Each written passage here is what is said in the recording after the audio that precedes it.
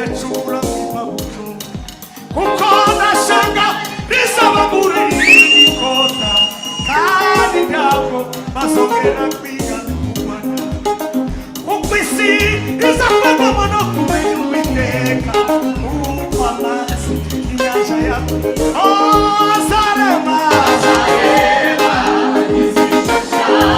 itarimo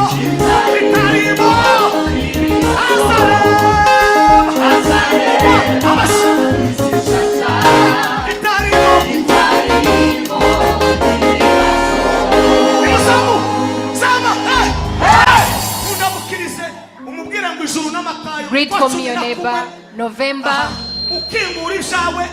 the one who opens your things will be there.